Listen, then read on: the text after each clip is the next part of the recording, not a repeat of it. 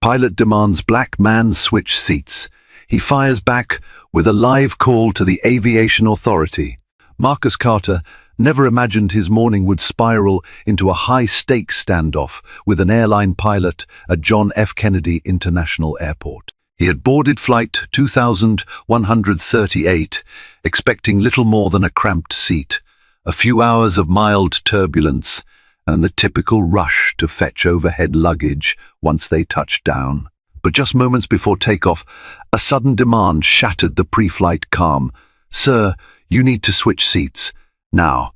That cold voice and the glint of confrontation in the pilot's eyes triggered a chain of events that would leave the entire cabin breathless. Little did anyone know that by the end of this journey, both dignity and destiny would be on the line. Marcus Carter woke up long before dawn broke over Brooklyn. His humble apartment near Prospect Park was filled with a subdued glow from a single lamp he had left burning overnight. Outside, the sky was a washed-out grey, still deciding whether it wanted to give way to the day. Marcus had hardly slept, restless with anticipation for his flight to Los Angeles, a business trip that could change the course of his career. This was no ordinary conference he was heading to.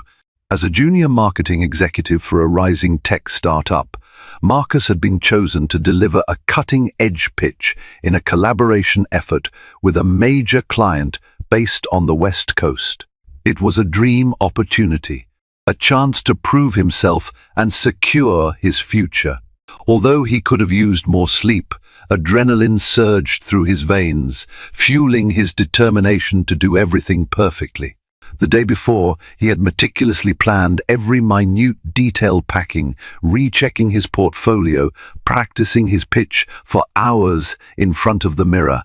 Growing up, Marcus had been taught that as a black man, he would need to be twice as good, twice as prepared, and carry himself with twice the confidence just to level the playing field.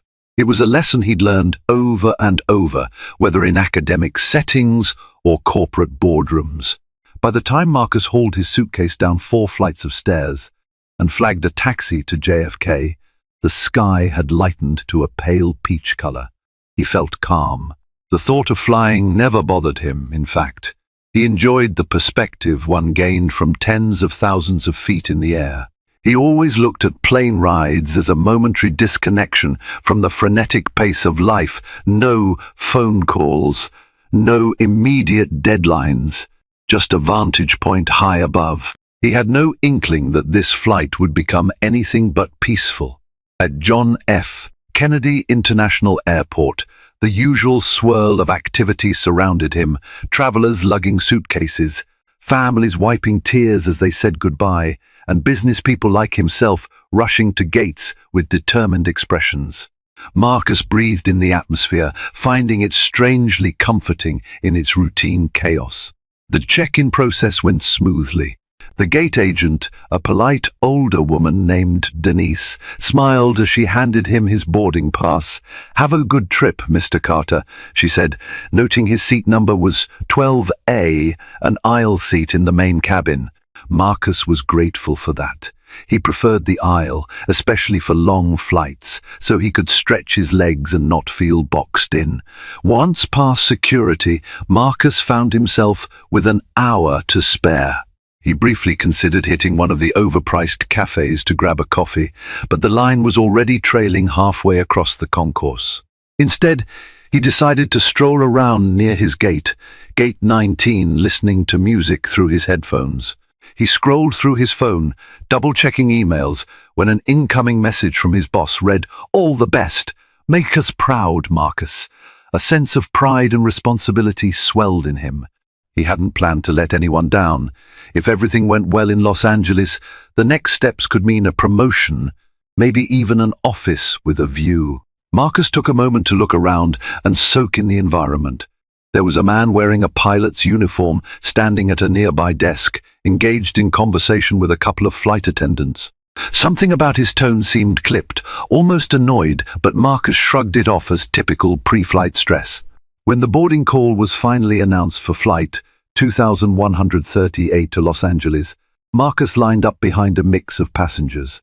As he edged closer to the gate, he noticed the pilot again, tall, broad-shouldered, his expression stern behind a neatly trimmed moustache. The pilot locked eyes momentarily with Marcus, then looked away. Marcus thought it odd, but chalked it up to just another casual glance. Still, something about the pilot's demeanor set Marcus on edge. He reminded himself that the flight crew always had a lot on their plate. The pilot's name tag read Captain Roger Marshall. The name was vaguely familiar, but Marcus couldn't place it. Maybe he'd read about him in some airline magazine. Marcus stepped into the jet bridge, the compressed air blasting from vents above, carrying with it the distant aroma of airplane coffee and the subtle tang of cabin disinfectant. Another flight attendant, a young man with short, curly hair, greeted him warmly. "Welcome aboard, sir," the attendant said, scanning Marcus's boarding pass. "Straight down the aisle, seat 12A. Marcus nodded. "Thank you." Looking forward to a smooth flight. Taking a step inside, Marcus glanced left into the cockpit. Captain Marshall was there, fiddling with overhead switches. He cast a quick, curt look in Marcus's direction, then returned to his instruments. As Marcus walked down the aisle, the plane was abuzz with passengers juggling carry-on luggage, exchanging polite or sometimes exasperated smiles as they navigated the cramped space. He found row 12, stowed his bag, and slipped into the aisle seat. He greeted the person next to him, a teenage girl in the middle seat who appeared to be traveling alone, headphones jammed over her ears. She returned a shy half-smile.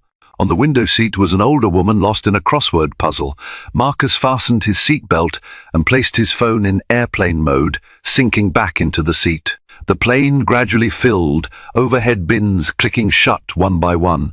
He noticed a few empty seats remained, likely in the back, or perhaps the flight wouldn't be fully booked. The flight attendants conducted their usual safety briefing, encouraging everyone to pay attention even if they'd heard it a million times. Marcus had always made a point to watch carefully, out of respect for the crew and for the small but significant possibility that he might glean something new. The plane's door closed with a low thud, followed by the hiss of the pressurizing cabin. Marcus leaned back and exhaled, expecting the pilot to come on the intercom any moment to greet them and announce the flight plan. Instead, an unexpected figure approached him. A flight attendant with a worried expression looked down at Marcus. "Excuse me, Mr. Carter," she asked quietly, double-checking a clipboard. Marcus tilted his head, surprised that they had singled him out by name. "Yes?" She bent down, lowering her voice. "Could you please follow me to the front of the plane? The captain wants to speak with you." "The captain?" Marcus repeated, instantly unsettled. "Is something wrong?" The flight attendant appeared uneasy. "He just asked to see you before we depart." "I'm not sure what it's about." A ripple of unease spread through the row. The teenage girl looked up from her headphones, curiosity evident in her eyes, while the older woman paused mid-crossword puzzle. Marcus swallowed, unbuckled his seatbelt, and stood aware of curious glances from nearby passengers. Making his way up the narrow aisle felt surreal. In all the times he'd flown, he had never been summoned by the pilot. That sense of calm he had felt earlier began to erode. Waiting at the front of the plane, just outside the cockpit, was Captain Roger Marshall. He stood with his arms crossed, a hard line of disapproval etched into his face. Marcus approached cautiously, noticing the flight attendant from earlier shift uncomfortably from foot to foot. "Is there a problem, Captain?" Marcus asked, forcing his voice to remain calm and respectful. The captain's gaze was icy. "I need to ask you to switch seats," he said bluntly. "We've got a situation regarding passenger safety and distribution. You'll need to move to a seat in the back." Marcus blinked. "Passenger safety and distribution," he repeated, confusion coloring his tone. He had heard of weight distribution issues on smaller planes, but a major flight from JFK to LAX on a Boeing 737 had plenty of open seats. It seemed strange that the pilot himself would handle this so directly and single out Marcus. Captain Marshall nodded curtly. Yes, that's right. The seat you're in is, let's just say it's compromised at the moment. We need you to relocate. Now, the unwavering directness felt off. Marcus couldn't see any logical reason for the move. Can I at least ask why specifically me and not another passenger? A flash of irritation crossed Captain Marshall's face. I'm not in the habit of explaining my decisions to passengers. Are you refusing? A wave of shock washed over Marcus. No, I'm not refusing. I'm just trying to understand. The captain's jaw clenched. Look, I don't have time for a debate. Move to the back of the plane. That's an order. Something about the captain's tone, the immediate jump to authority, the lack of any plausible reason, made the hair on the back of Marcus's neck stand up. It felt personal, but he had no evidence, only an unsettling gut feeling. A swirl of thoughts clashed in Marcus's mind. He was a passenger who had paid for his seat. He had a right to question this abrupt directive. More importantly, he sensed a looming injustice, though he couldn't pinpoint its source just yet. Captain, I'm more than willing to comply with any legitimate safety issue, Marcus said, keeping his voice firm but respectful. However, I'd like to speak with someone from the cabin crew or maybe the gate agent to confirm there is, indeed, a safety concern. The flight attendant flinched, as though she knew this was heading in a dangerous direction. Captain Marshall's expression darkened. You think I'm lying? Marcus held up his hands. I didn't say that. I just need clarification. If there's a real safety reason, why aren't more passengers being moved? The pilot's gaze flicked down the aisle. A few curious heads had poked up over seats, the hush around them thickening as people sensed tension. I'm going to give you one last chance, Captain Marshall said, almost in a growl. Either you move to the back seat where I told you to, or I'll have you removed from this flight. Marcus felt the wall of authority pressing in on him, but something in him simply refused to yield. He had done nothing wrong. This was discrimination, or it certainly felt like it. Before he could respond, the pilot raised his hand, signaling for the flight attendant to intervene. At that moment, a voice broke through the tense silence. Excuse me, may I ask what's going on here? Marcus turned to see a middle-aged white man in a business suit standing a few rows behind them. His hair was graying at the temples, and he carried himself with quiet confidence. A gold corporate ID badge for a major consulting firm swung from his neck. I'm a passenger, just like the gentleman here, he said, motioning to Marcus. I can't help but overhear. Is this a legitimate safety issue or something else? The pilot bristled, turning his glare toward the newcomer. This is none of your concern, sir. Please return to your seat. The man didn't budge. If there's a safety issue that only targets one person in seat 12A, that concerns all of us, doesn't it? Captain Marshall's mouth tightened into a thin line. I'm not going to repeat myself, he warned. Return to your seat, or you'll be removed as well. Marcus saw the flash of alarm on the business passenger's face. It was the look of someone who had not expected that level of hostility. Despite the risk, the man placed a steady hand on Marcus's shoulder. You don't have to move if you haven't done anything wrong, he said softly. This is America. We still have rights here. As more passengers picked up on the heated exchange, murmurs rippled throughout the cabin. The teenage girl who had been seated next to Marcus leaned into the aisle, a worried expression on her face. Another passenger across the aisle craned his neck to see what was happening. Captain Marshall's face now radiated open anger. I'm not going to have a mutiny in my cabin. It's a simple request. Mr. Carter, I've told you what to do. Move. Heart pounding, Marcus tried to keep his composure. Captain, with all due respect, I believe I'm being singled out without cause. I respectfully refuse to move unless you can give me a valid safety reason or instructions from the airline.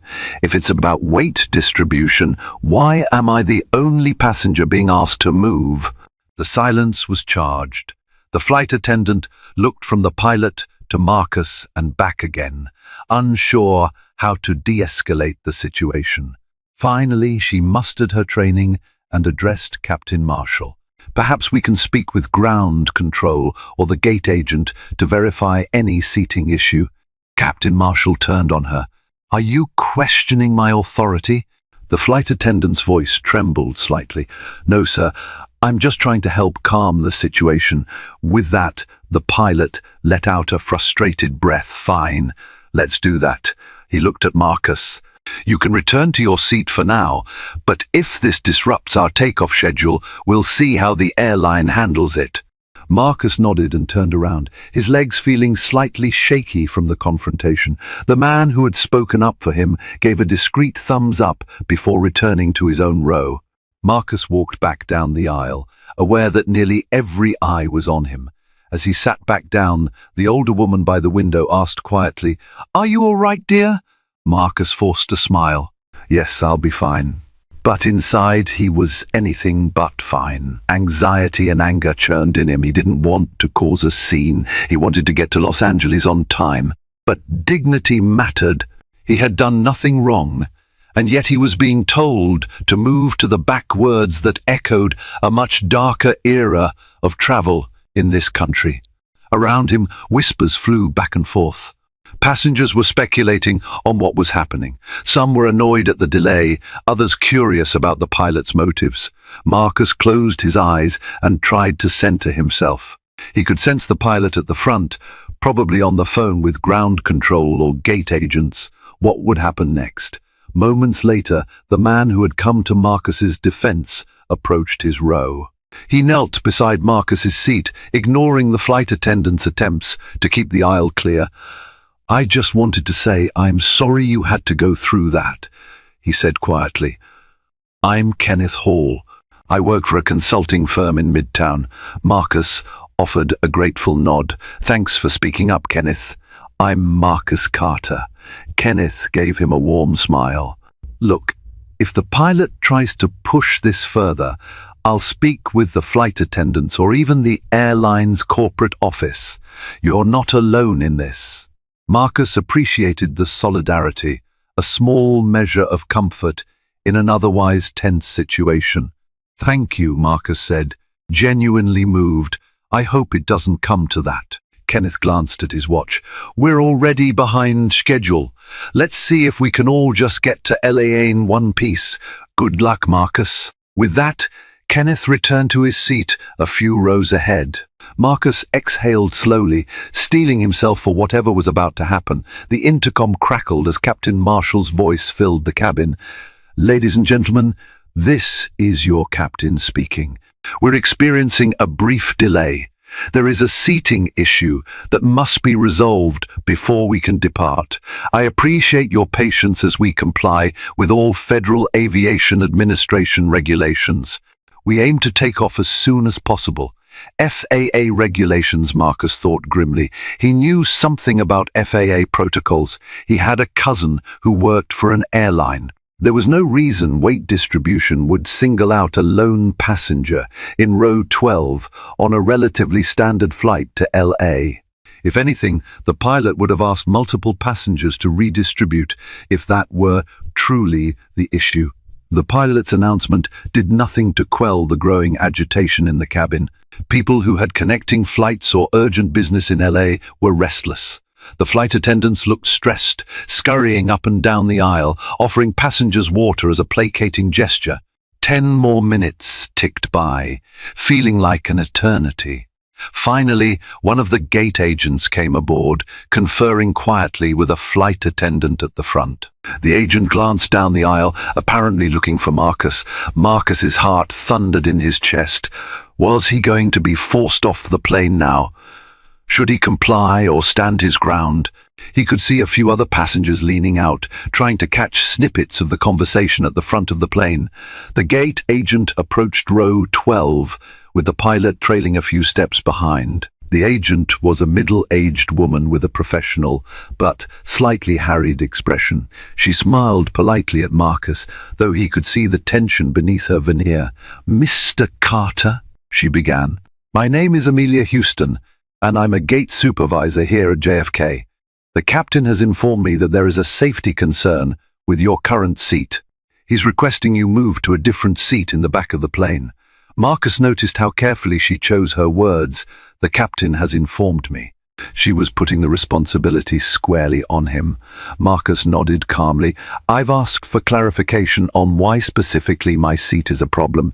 Is this truly about safety, or is there another reason? Amelia's gaze flicked to Captain Marshall, then back to Marcus. Well, we do have some open seats in the rear. Typically, the captain does have final authority regarding seating arrangements if there's a concern. I'm just here to help facilitate.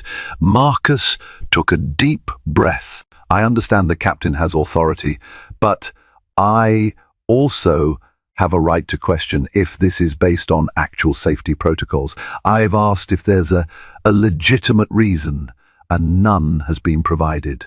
I'm sorry, but I can't comply with something that feels baseless and discriminatory. Captain Marshall stepped closer, his voice low and sharp. I'll have you removed from this aircraft for failing to comply with the pilot's instructions. On what grounds? Marcus challenged. On grounds of insubordination and interfering with the operation of this flight. The air around them crackled with tension. Amelia cast a wary glance at the pilot, clearly aware that the situation was escalating beyond normal protocol. Before Marcus could respond, another passenger rose from her seat, an elderly black woman, impeccably dressed in a tailored suit, perhaps in her 70s.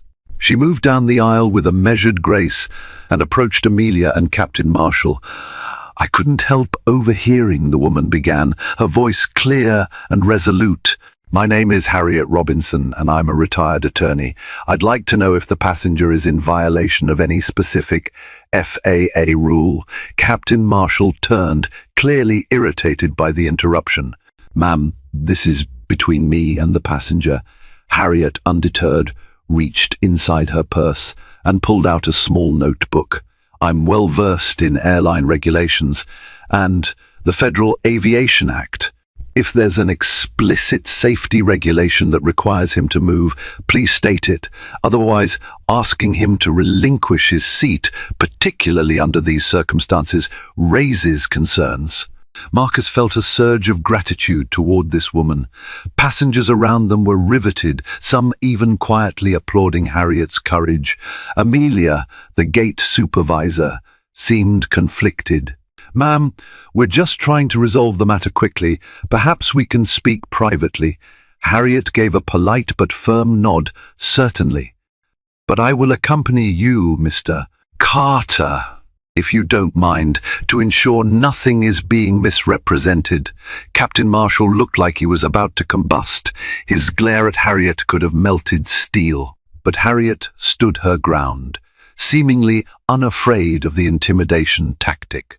Under Harriet's insistence, a small group of people, Marcus, Harriet, Amelia, and one flight attendant, stepped off the aircraft into the jet bridge to discuss the matter without holding up the other passengers.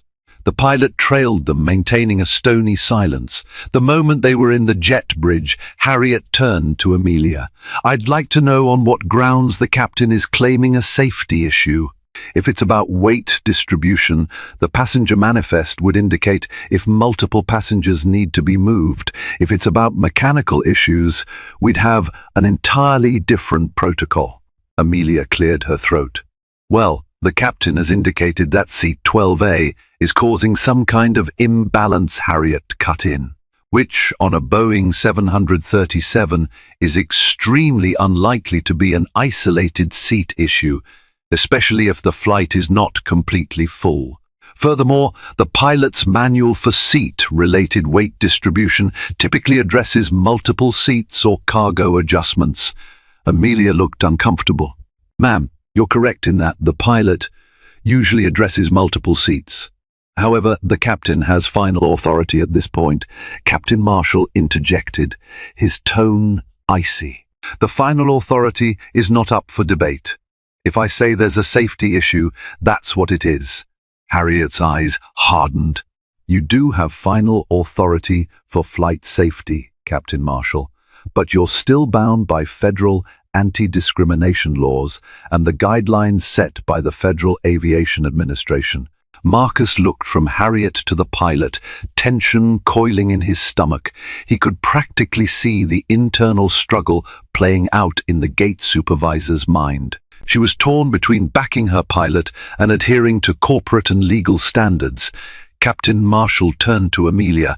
"If this passenger will not comply with my safety directive, then I want him off my plane." Amelia hesitated. "Captain, if we remove a passenger, we need a clear justification. This could escalate into a major issue for the airline." "Then let it escalate," the pilot snapped. "I'm not flying until he's off or moves to the back." Marcus felt a surge of helpless anger. But Harriet gently placed a hand on his arm. "Mr. Carter, perhaps now is the time to document what's happening. These are serious allegations." Marcus nodded, his hands trembling slightly as he pulled out his phone. He started recording the conversation, making sure to capture Captain Marshall's face and voice. "What do you think you're doing?" Captain Marshall demanded. "Documenting," Harriet said calmly. "In case we need this for a formal complaint." Amelia looked around nervously, lowering her voice.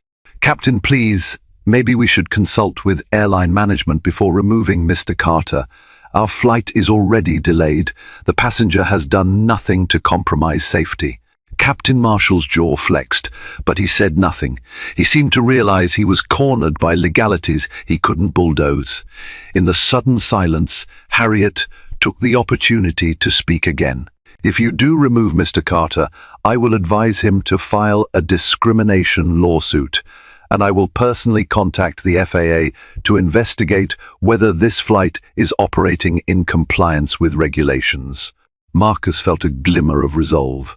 Harriet's mention of the FAA was an idea he had entertained ever since the pilot invoked FAA regulations earlier. He steadied himself. "Actually," Marcus said, voice shaking but determined, "let's do that right now. I'm calling the FAA's hotline for passenger discrimination." He opened his phone's browser, quickly searching for the Federal Aviation Administration's consumer hotline number. If the pilot was going to misuse his authority, Marcus intended to fight back with legitimate channels. Captain Marshall's eyes widened, and he looked around, suddenly acutely aware of the ramifications. Harriet nodded approvingly at Marcus. Amelia tried to mediate. "Now, let's not escalate." "I'm not escalating," Marcus replied. "I'm following protocol for an official complaint about possible discriminatory practices by a commercial pilot." It was at that moment that the flight attendant, who had been quiet all this time, finally spoke up. "Mr. Carter is correct. There's a hotline, and no passenger should be forced to move without a valid safety reason. I've seen nothing that indicates a real safety concern." Captain Marshall glared at the attendant, fury dancing in his eyes, but he remained silent, as though fully realizing the potential legal nightmare he was wading into. While Marcus waited on the line for the FAA's Consumer Complaint Division, Amelia took a step back and spoke into her walkie-talkie, presumably contacting her superiors. Harriet kept a vigilant watch, her posture exuding a calm confidence that dared anyone to contradict the law in her presence. After a few tense seconds, Amelia turned to the group, her expression tense but composed. "I've spoken with the airline's station manager. They recommend that Mr.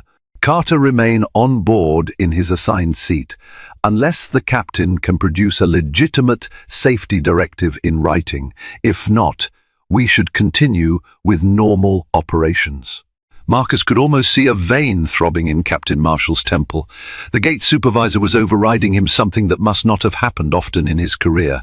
Harriet raised an eyebrow, waiting for the pilot's response. For a moment, the pilot looked like he might physically lash out. Then he took a step back, exhaling sharply. "Fine," he said curtly. "But if anything goes wrong during this flight, I'm holding you and your superiors personally responsible." Harriet gave a tight smile. "Understood. but I'm fairly confident there'll be no issues unless there's something else going on. Marcus ended his call with the FAA line after leaving a detailed voice message describing the situation. He saved the reference number he was given. Harriet patted his shoulder reassuringly. "Thank you," he whispered, overwhelmed by the swirl of events. She nodded. "Let's board, shall we?" The walk back down the jet bridge felt like a victory parade and a funeral march all at once. Marcus could feel triumph in the sense that he had stood his ground, but also dread, wondering how the pilot's simmering anger might manifest during the flight. The moment they re-entered the cabin, dozens of eyes flicked toward them. Harriet took her seat in first class, meeting Marcus's gaze with a small nod of encouragement. Marcus made his way to row 12 again, feeling an odd mixture of pride and anxiety. The seat was still his. The older woman by the window gave him a reassuring pat on the arm, and the teenage girl looked visibly relieved that he had returned. A few passengers offered discreet thumbs up or small applause. Kenneth, the man who had spoken up earlier, caught his eye from across the aisle and mouthed, "Glad you're back." Meanwhile, Captain Marshall returned to the cockpit. Soon the overhead announcement chimed again. His voice, now taut and clipped, announced, "Flight attendants, please prepare for takeoff." Harriet, still poised despite the turbulence of events, walks back to check on Marcus. She reassures him that his stand for justice is valid and offers her legal insight if matters escalate further. Though Marcus is grateful, he remains tense, aware that the flight is far from over. Kenneth, the businessman who spoke up earlier, stops by as well, expressing support and promising to intervene again if needed.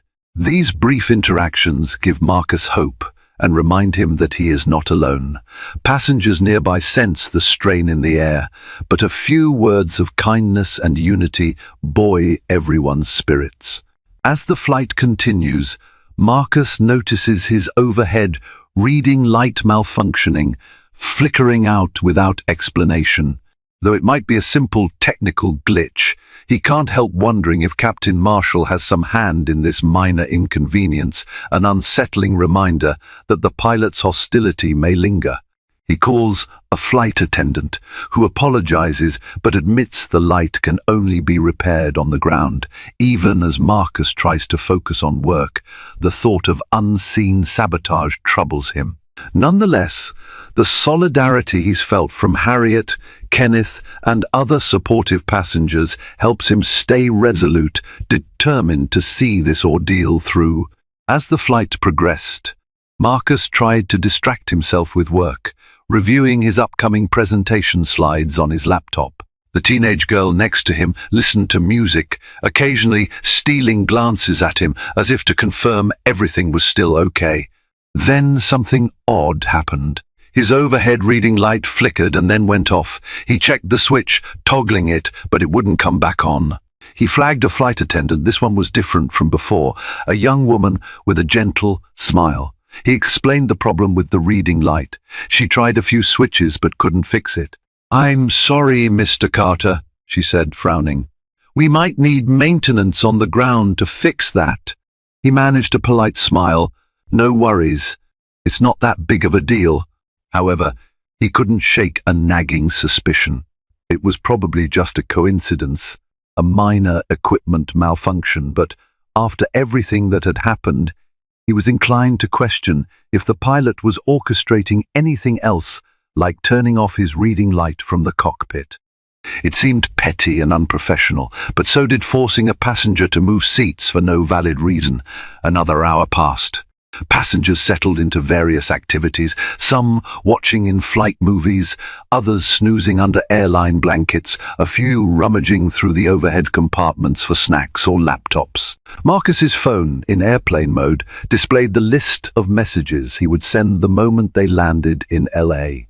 He had typed up a summary of the incident, ready to email to his boss and to the airline's customer service department, as well as an official complaint he'd half composed for the FAA. Kenneth, the man who had also voiced support, came by as he stretched his legs. He leaned over Marcus's seat, How's everything going? Not too bad, Marcus said softly, careful not to draw too much attention. Kenneth nodded. I was ready to walk off the plane if they kicked you off. That was insane. Marcus smiled appreciatively. I can't thank you enough, but hopefully it won't come to that.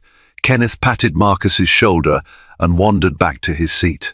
The simple interactions felt like a small but meaningful bond, forged under tense circumstances. 3 hours into the flight, they hit turbulence. Nothing terrifying at first, just a few bumps that caused the seatbelt sign to ding on. Marcus instinctively looked out the window.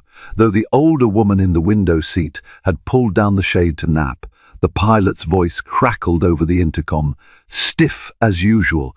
Ladies and gentlemen, we're experiencing some unexpected weather patterns. Please remain in your seats with seat belts fastened. Flight attendants, take your seats as well. Marcus watched as the flight attendants hurried to stow away their carts and secure themselves in jump seats. The plane rattled, causing a collective gasp among passengers. Then came a jolt, harder than the previous ones, that caused a drink or two to spill. Marcus's heart thudded. As someone who was normally calm during flights, he found himself uncharacteristically anxious. Was the turbulence truly that severe, or was something else going on? Another sharp bump rattled the cabin, and the older woman beside him stirred awake, blinking in confusion. Across the aisle, a mother tried to soothe her crying baby. The pilot made no further announcements, leaving the cabin in an uncomfortable silence, punctuated by occasional rattles. Finally, the turbulence subsided. Marcus exhaled, along with half the passengers who had been holding their breath. The seatbelt sign remained on, but a sense of calm began to restore itself. Harriet came down the aisle shortly after, still poised despite the turbulent patch. She bent close to Marcus. "Are you all right?" He nodded, though his nerves were still vibrating from the jostling. "Yeah, I hope that was just normal turbulence." Harriet gave him a pointed look. "Under normal circumstances, I'd say yes. But after everything, I can't help wondering." Marcus sighed. "I know, but I can't imagine a pilot would endanger everyone just because of a vendetta against me." Harriet's eyes flicked around as she lowered her voice. "That would be unthinkable, but keep your eyes open. I don't trust him." Before Marcus could respond, a flight attendant gently reminded Harriet to return to her seat, as the seatbelt sign was still on. Harriet complied, giving Marcus one last, resolute nod. The hours dragged on, each minute fraught with the possibility of another confrontation. Marcus tried to distract himself with a movie on the seatback screen. He forced himself to focus on comedic scenes, hoping to lighten his mood. Meanwhile, the flight attendants passed out sandwiches and drinks. Marcus accepted the turkey sandwich, but found he had little appetite. As he forced down a few bites, his thoughts drifted to the presentation he would deliver in LA. The day had begun with so much promise, yet this ordeal had overshadowed everything. Eventually, the pilot made another terse announcement. "We are on course for an on-time arrival, despite our delay at JFK. Estimated time of arrival is 2:40 p.m. local. Flight attendants, prepare the cabin for landing." On time, Marcus thought with relief. At least he wouldn't miss his business meeting or connections on the ground. He glanced at his phone again, mentally preparing for the flurry of calls he'd make once the plane touched down.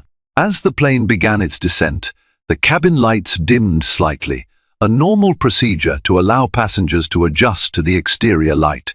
Marcus felt his stomach flutter with mild altitude changes, but he was grateful they were nearing journey's end. Just then, the intercom crackled again. "Ladies and gentlemen," the pilot's voice said, "we have a minor mechanical issue that requires us to circle once around Los Angeles International Airport. We'll be in a holding pattern for approximately 20 minutes. A groan of frustration rippled through the cabin, though mechanical holds weren't entirely uncommon. Marcus chewed his lip, anxious to get off the plane. He peered around, noticing Harriet frowning. Kenneth looked at Marcus with a shrug, as if to say, "What can we do?" The plane circled over LA, occasionally dipping through patches of cloud. Every second felt like a lifetime. The flight attendants prepared the cabin for landing, ensuring seat backs were upright, tray tables stowed, and seat belts securely fastened. Suddenly, the plane jerked slightly, a brief but disconcerting dip that caused a few gasps. Then Captain Marshall's voice returned. "Apologies, folks. We're correcting our approach now. Cabin crew, please be seated for landing." Marcus's heart pounded. He clutched the armrest, eyes locked on the seat in front of him. He tried to quell the irrational fear that the pilot might be taking out his anger in subtle ways. Finally, they made their final approach. The plane's wings leveled. The runway loomed closer, and with a bump and a screech of wheels, Flight 2138 touched down at LAX. A heavy sigh of relief seemed to pass through the cabin like a wave. The pilot taxied the plane to the gate, and soon the seatbelt sign chimed off. Passengers stood to retrieve their belongings. The tension that had plagued the flight was replaced by the typical impatience to disembark. Marcus was in no rush. He waited until the aisle cleared a bit.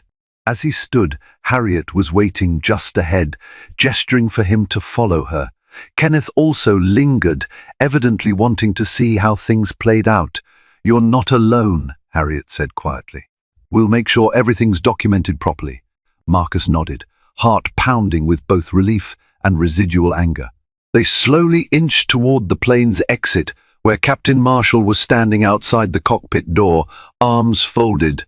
Captain Marshall watched passengers file out, hardly acknowledging their presence. When Marcus approached, Harriet at his side, the pilot's eyes locked onto him. "Mr. Carter," the pilot said flatly, "I trust you had a pleasant flight." The sarcasm was evident. Harriet lifted her chin. "Captain Marshall, consider yourself on notice. We'll be filing a formal complaint." The pilot's only response was a thin, humorless smile. "I look forward to it." Kenneth stepped forward, addressing the pilot. "Sir, what you did was unacceptable. I'll be reporting this as well." For a split second, the pilot looked like he might lash out verbally, but he held his tongue.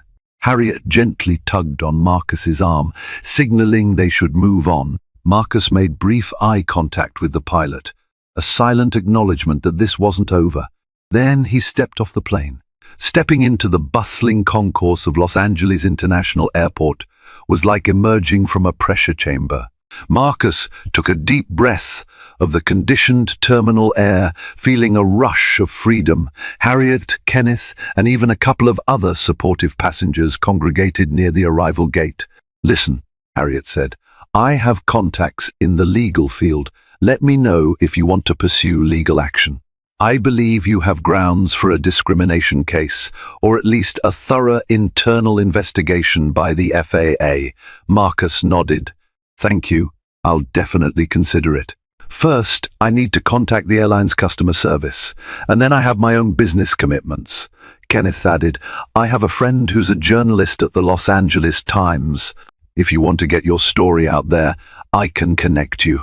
While they stood there, an airline representative, someone different from the gate agent, approached them, looking hurried and apologetic. "Mr. Carter, I'm Samantha from Customer Relations. We received a report from JFK about a possible discrimination issue on Flight 2138. I'd like to get your statement if possible." Marcus glanced at Harriet, who nodded. "Sure, let's find a private space." Samantha led them to a nearby lounge area. Over the next 20 minutes, Harriet and Marcus recounted the entire ordeal, how the pilot demanded Marcus switch seats without providing a valid reason, the confrontation, the involvement of the gate supervisor at JFK, and the pilot's hostility throughout the flight. Samantha took diligent notes. "Thank you for bringing this to our attention. We take these accusations very seriously. The airline's internal affairs team will launch an immediate investigation, and Captain Marshall may be placed on temporary leave while this is underway." Harriet's eyebrows rose. "Temporary leave?" Samantha nodded, her face grave. "Yes, pending the results of our investigation. In the meantime, Mr. Carter, we'd like to offer you compensation for the distress and any inconvenience caused." She handed Marcus a card with a direct phone line to an airline liaison, as well as a voucher for future flights and a promise of potential reimbursement for his ticket. Marcus took it with mixed emotions. While compensation was welcome, it didn't change the humiliation and stress he had experienced. Harriet offered Samantha a business card of her own. "Please add me to any communications. I'll represent Mr. Carter's interests to ensure this doesn't get swept under the rug." Samantha nodded, then extended a polite handshake to them both. "Rest assured, we'll be in touch very soon." Despite the turmoil, Marcus had no choice but to press on with the reason for his trip. He headed to his hotel, showered off the stress, and reviewed his presentation notes. The memory of the flight hung over him, but he forced himself to focus on the opportunity at hand. The meeting the next day went exceptionally well. Marcus delivered his pitch with poise and intelligence that impressed both his clients and his own company's representatives. When they asked if anything was wrong noticing the dark circles under his eyes, Marcus merely said he'd had a challenging flight. That evening, back in his hotel room, he finally checked his email. Among the congratulatory messages from colleagues on his presentation was an official email from the airline. They wanted a detailed, written statement, which he provided. Attached were some scanned pages of Harriet's notes, which she had sent to him for reference. 2 days later, a call came from a number with a Washington, D.C. area code. Marcus picked up, and a polite voice introduced themselves as an investigator from the Federal Aviation Administration. "Mr. Carter, we've received your complaint, along with several passenger statements and a notification from the airline regarding the pilot's behavior. We'd like to verify a few details and possibly schedule an interview." Marcus's heart pounded. "Of course, I'm happy to help." Over the next hour, he spoke to the investigator, providing a step-by-step account of what happened. He explained the pilot's demand, Harriet's legal intervention, the gate supervisor's remarks, and the subsequent events during the flight. "Thank you, Mr. Carter," the investigator said at the end. "We are coordinating with the airline's own investigation. If the allegations hold up, Captain Marshall could face serious repercussions." "Serious repercussions?" Marcus echoed. The investigator's voice was calm but firm. "Yes, possibly suspension of his pilot's license pending further review or revocation if we find he has a history of discriminatory incidents. We have zero tolerance for that under our regulations." Marcus thanked the investigator, feeling both validated and anxious. The memory of Captain Marshall's glare still lingered in his mind. A week later, Harriet called Marcus with news. "I spoke to a contact in the airline's corporate office," she said. "Apparently, Captain Marshall has been reported before for inappropriate conduct toward passengers, but never anything this blatant. He may have used the weight distribution excuse before, targeting passengers he didn't like." Marcus listened in shock. "So there's a pattern." "Yes, but no one ever pushed it this far." Some of the complaints never reached an official level. This time, however, the airline and the FAA are taking it seriously because your case is well documented and we have multiple witnesses.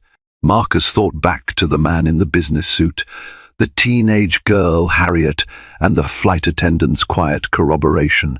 They all played a role in ensuring this wouldn't be brushed aside. A few days after that call, Marcus received an email from Samantha at the airline. She informed him that Captain Marshall was suspended without pay, pending the outcome of a final hearing with the FAA. She also apologized again on behalf of the airline and reiterated their compensation offers. Harriet called him shortly after. "It looks like the airline is cleaning house. They can't afford the bad press. Word has gotten out on social media too." Indeed, Marcus had noticed that Kenneth had posted about the incident on his LinkedIn, garnering thousands of reactions and hundreds of comments condemning discrimination in the airline industry. Harriet had done interviews with a couple of local media outlets, highlighting the legal and moral issues at hand. It all culminated in a formal hearing where the FAA reviewed Captain Marshall's actions. Multiple witnesses testified, including Harriet, the flight attendant, and even the gate supervisor from JFK.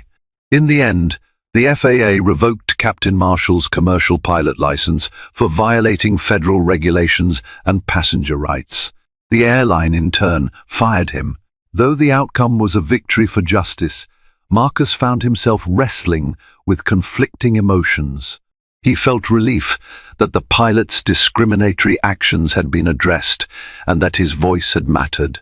Yet the experience left him more guarded, more aware of how easily prejudice could surface in unexpected places.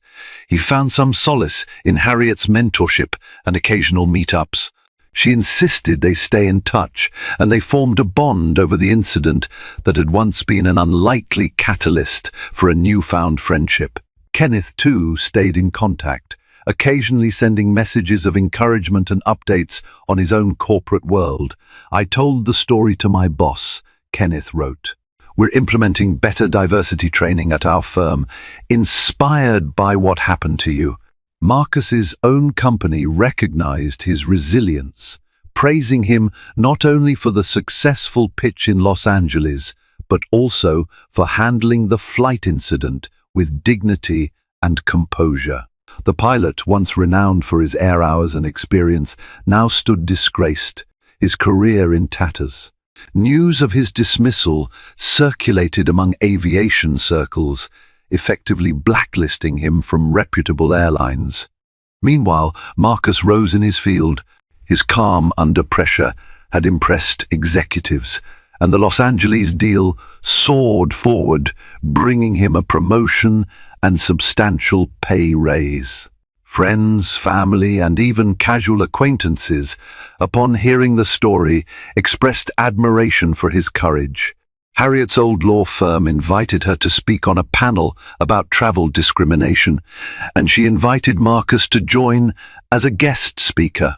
Together, they spoke about the importance of standing up against injustice, even in places as mundane as seat assignments on an airplane. In a twist of fate, the ironically labeled weight distribution issue had redistributed more than just passenger seats. It had redistributed power, shining a spotlight on injustice and propelling the good, honest people into positions of greater influence and respect. Months later, Marcus boarded another flight from JFK to LAX, this time for a new business venture. He felt a flicker of apprehension walking down the jet bridge, remembering the confrontation that had changed his life. But as he settled into his seat, he exhaled, reassuring himself that not every flight would be marred by discrimination. A flight attendant approached with a warm smile.